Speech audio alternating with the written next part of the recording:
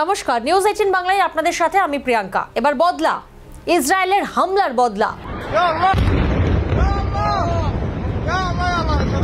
ইয়েমেনের রাষ্ট্রসংঘের 11 কর্মীকে পণবন্দি করল হুথিরা। বন্দীদের নিঃশর্ত মুক্তির দাবি রাষ্ট্রসংঘের। ইয়েমেনের রাজধানী সানায় ইসরায়েলি হানায় মৃত্যু হয়েছে হুদি প্রধানমন্ত্রী আহমদ গালিব আল রাহাবির। মৃত্যু হয়েছে আরও কয়েকজন মন্ত্রীর। আর সেই ঘটনার পর এবার সরাসরি ইসরায়েলকে হুঁশিয়ারি দিল ইয়েমেনের ইরান সমর্থিত সশস্ত্র শিয়া গোষ্ঠী। ইয়েমেনে ইসরায়েলের হামলায় পাল্টা এবার রাষ্ট্রসংঘের দফতরে হামলা চালালো বিদ্রোহী হুদি গোষ্ঠী। ইয়েমেনের রাজধানী সানা ও বন্দরনগরী হুদেইয়াদে রাষ্ট্রসংঘের একাধিক দফতরে হামলা চালিয়ে 11 জন কর্মীকে বন্দী করা হয়েছে। সম্প্রতি হুদি নিয়ন্ত্রিত সানা এলাকায় হামলা চালিয়েছিল ইসরায়েল। আর সেই অভিযানে হুদি প্রধানমন্ত্রী সহ একাধিক মন্ত্রীর মৃত্যু হয়।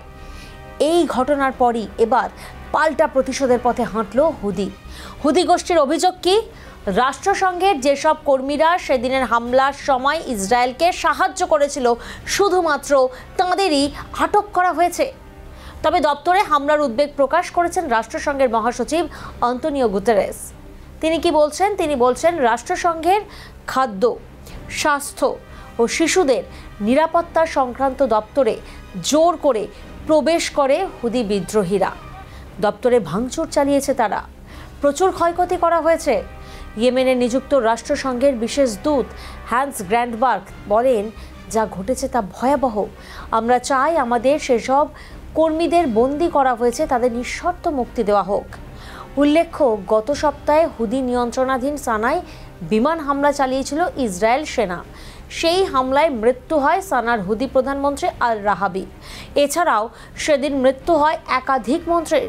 সশস্ত্র গোষ্ঠীর তরফে জানানো হয়, গত 1 বছরে সরকারের কর্মদক্ষতা পর্যালোচনায় একটি কর্মশালা আয়োজন করা হয়েছিল। সেখানে যোগ দিয়েছিলেন প্রধানমন্ত্রী রাহাবি এবং অন্য মন্ত্রীরা। আর তখনই বিমান থেকে বোমাবর্ষণ শুরু হয়। উল্লেখ্য, 2024 সালের অগস্ট মাস থেকে সানায় হুদি সরকারের প্রধানমন্ত্রীর পদে ছিলেন আহমেদ আল রাহাবি। তাঁর মৃত্যুতে স্বাভাবিকভাবেই ফুঁসে ওঠে হুদি। তাদের অভিযোগ, ইয়েমেনে কর্মরত রাষ্ট্রসংঘের কর্মীরা ইসরায়েল ও আমেরিকার হয়ে গুপ্তচর বৃত্তি করে এবং তাদের কাছে গোপন তথ্য সরবরাহ করে। গত সপ্তাহে এই হামলার নেপথ্যেও রাষ্ট্রসংঘের কর্মীদের যোগ রয়েছে বলে দাবি করছে হুদিরা। আর সেই আক্রোশে এবার সরাসরি জাতিসংঘে হামলা চালানো হয়েছে বলে জানা যাচ্ছে। যদিও ইয়েমেনে নিযুক্ত রাষ্ট্রসংঘের বিশেষ দূত হ্যান্স গ্র্যান্ডবার্গ তিনি বলেন, রাষ্ট্রসংঘ বিশ্বের সকল মানুষের ভালোর জন্য কাজ করে এবং সে কাজে কোনো পক্ষপাত থাকে না। ফলে রাষ্ট্রসংঘের অফিসে হামলা এবং কর্মীদের পণবন্দি করা অত্যন্ত নিন্দনীয় পদক্ষেপ। অবশ্য রাষ্ট্রসংঘের কর্মীদের বন্দি করার ঘটনা ইয়েমেনে এই প্রথমবার নয়।